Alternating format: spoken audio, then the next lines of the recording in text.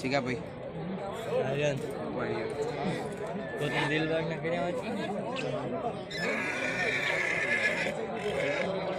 હવે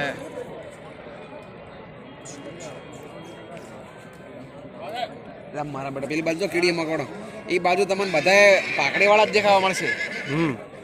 કંઢિયા કંઢિયા